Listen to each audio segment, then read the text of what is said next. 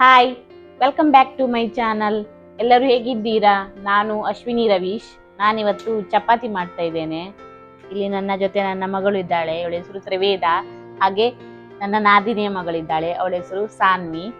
ನಾವೆಲ್ಲ ಒಟ್ಟು ಕೂತ್ಕೊಂಡು ಚಪಾತಿ ಮಾಡ್ತಾ ಇದ್ದೇವೆ. ನನ್ನ ಮಗಳು ಕೂಡ ಏನೋ ಮಾಡ್ತಾ ಇದ್ದಾಳೆ. ಚಪಾತಿ ಹಿಟ್ಟು ತಗೊಂಡು ಎಂತ ಮಾಡುದು? ಎಂತ ಮಾಡುದು? ನಿದ್ದೆ ಬರ್ತದಾ? ಹೌದಾ, ಚಪಾತಿ ತಿನ್ನುದಿಲ್ವಾ? ಎಷ್ಟು ಚಪಾತಿ ಬೇಕು? 3. ಬನ್ನಿ, ಚಪಾತಿ ಮಾಡ್ತಾ ಇದ್ದೇನೆ ನಾನು, ಮಾಡುವ.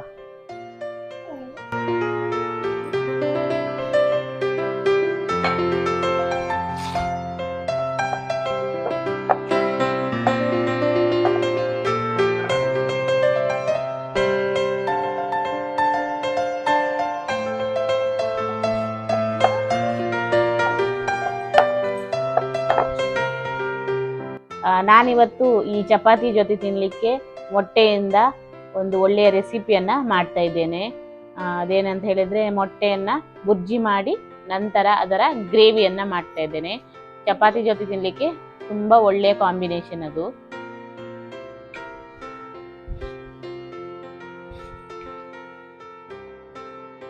ಹಾಗೆ ನನ್ನ ವಿಡಿಯೋಗಳನ್ನ ನೋಡಿ ಲೈಕ್ ಮಾಡಿ, ಶೇರ್ ಮಾಡಿ, ಮತ್ತೆ ಕಮೆಂಟ್ ಮಾಡಿ. ಹಾಗೆ ನನ್ನ ಚಾನಲ್ ಅನ್ನ ಸಬ್ಸ್ಕ್ರೈಬ್ ಮಾಡಲು ಮಾತ್ರ ಮರಿಬೇಡಿ. ಹಾಗೆ ನಾನು ಮಾಡಿದ ಎಲ್ಲಾ ವಿಡಿಯೋಗಳು ನಿಮಗೆ ಸಿಗ್ಬೇಕಾದ್ರೆ ಅದರ ಪಕ್ಕದಲ್ಲಿರುವ ಬೆಲ್ ಐಕನ್ ಅನ್ನ ಕೂಡ ಪ್ರೆಸ್ ಮಾಡಿ, ಅದರಲ್ಲಿ ಆಲ್ ಅನ್ನ ಸೆಲೆಕ್ಟ್ ಮಾಡಿ. ಇದರಿಂದ ನನ್ನ ಎಲ್ಲಾ ವಿಡಿಯೋಗಳ ನೋಟಿಫಿಕೇಶನ್ ನಿಮಗೆ ಸಿಗ್ತದೆ. ಆಯ್ತು, ನನ್ನ ಎಲ್ಲ ಚಪಾತಿ ಮಾಡಿ ಆಯ್ತು. ಇದೀಗ ಕೊನೆಯದು.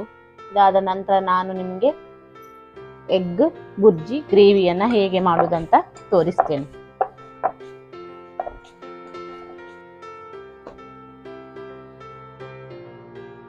ನೋಡಿ, ಚಪಾತಿ ಎಲ್ಲ ರೆಡಿ ಆಗಿದೆ. ನಾನು ಇದನ್ನ ಬೇಯಿಸಬೇಕು. ನಂತರ ನಾನು ಎಗ್ ಬುರ್ಜಿ ಗ್ರೇವಿಯನ್ನ ಹೇಗೆ ಮಾಡೋದಂತ ನಿಮಗೆ ತೋರಿಸ್ತೇನೆ. ಇಲ್ಲಿ ಮೊದಲಿಗೆ ಬುರ್ಜಿಯನ್ನು ಮಾಡ್ಕೊಳ್ತಾ ಇದ್ದೇನೆ. ಇಲ್ಲಿ 3 ಮೊಟ್ಟೆಯನ್ನು ತಗೊಂಡಿದ್ದೇನೆ.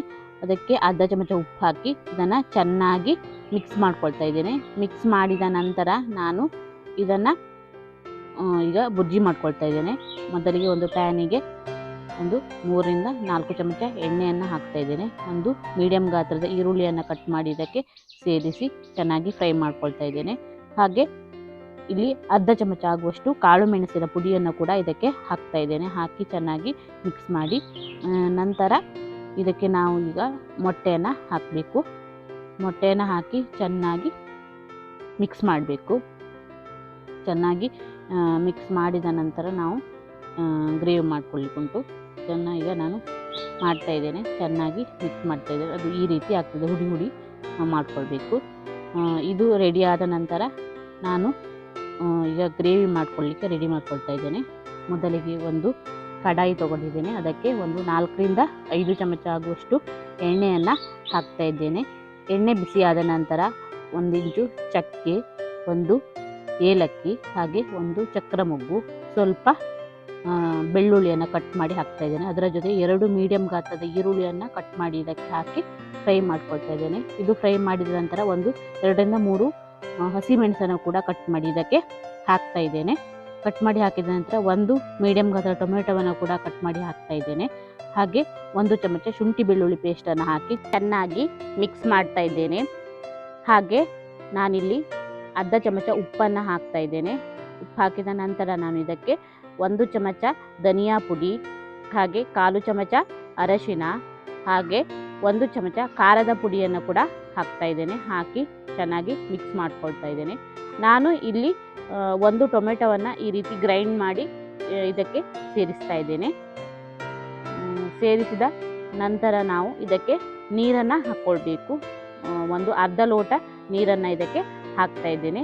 ನೀರನ್ನು ಹಾಕಿದ ನಂತರ ನಾವು ಇದನ್ನು ಒಂದು 4 ರಿಂದ 5 ನಿಮಿಷಗಳ ಕಾಲ ನಾವು ಚೆನ್ನಾಗಿ ಕುದಿಸ್ಕೊಳ್ಬೇಕು. ಉಪ್ಪು ಕಡಿಮೆ ಆದರೆ ಮತ್ತೆ ಸೇರಿಸ್ಕೊಳ್ಬೋದು.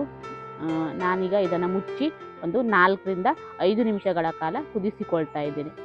ಈ ರೀತಿ ಕುದಿ ಬರ್ತಾ ಇರ್ತದೆ. ನಾವು ಇಲ್ಲಿ ಈಗ ಇದಕ್ಕೆ ಮಾಡಿ ಇಟ್ಟುಕೊಂಡಂತಹ ಬುರ್ಜಿಯನ್ನು ಸೇರಿಸಬೇಕು. ನಾನಿಲ್ಲಿ ಬುರ್ಜಿಯನ್ನು ಇದಕ್ಕೆ ಹಾಕ್ತಾ ಇದ್ದೇನೆ. ಹಾಕಿ ಚೆನ್ನಾಗಿ ಮಿಕ್ಸ್ ಮಾಡ್ತಾ ಇದ್ದೇನೆ. ಮಿಕ್ಸ್ ಮಾಡಿದ ನಂತರ ಕೂಡ ನಾವು ಇದನ್ನು ಒಂದು 3ರಿಂದ 4 ನಿಮಿಷಗಳ ಕಾಲ ಮತ್ತೆ ಮುಚ್ಚಿ ಚೆನ್ನಾಗಿ ಕುದಿಸಿಕೊಳ್ಬೇಕು. ತುಂಬಾ ಟೇಸ್ಟಿಯಾಗಿರ್ತದೆ. ನೀವು ಕೂಡ ಮನೆಯಲ್ಲಿ ಮಾಡಿ ನೋಡಿ. ಇದೀಗ ರೆಡಿಯಾಗಿದೆ. ಕೊನೆಯಲ್ಲಿ ನಾವು ಇದಕ್ಕೆ ಸ್ವಲ್ಪ ಕೊತ್ತಂಬರಿ ಸೊಪ್ಪನ್ನು ಹಾಕಬೇಕು. ಕೊತ್ತಂಬರಿ ಸೊಪ್ಪು ಹಾಕಿದ ನಂತರ ಇದು ತುಂಬಾ ಚೆನ್ನಾಗಿ ಬರ್ತದೆ. ಹಾಗೆ ಈ ವಿಡಿಯೋ ನಿಮಗೆ ಇಷ್ಟ ಆದರೆ ಲೈಕ್ ಮಾಡಿ, ಶೇರ್ ಮಾಡಿ ಮತ್ತು ಕಮೆಂಟ್ ಮಾಡಿ. ಹಾಗೆ ನನ್ನ ಫೇಸ್ಬುಕ್ ಹಾಗೆ ಇನ್ಸ್ಟಾಗ್ರಾಮ್ ಪೇಜನ್ನು ಕೂಡ ಫಾಲೋ ಮಾಡಿ. ಇನ್ನೊಂದು ಹೊಸ ವಿಡಿಯೋದೊಂದಿಗೆ ನಿಮ್ಮ ಮುಂದೆ ಬರುತ್ತೇನೆ. Keep watching. Thank you. Bye.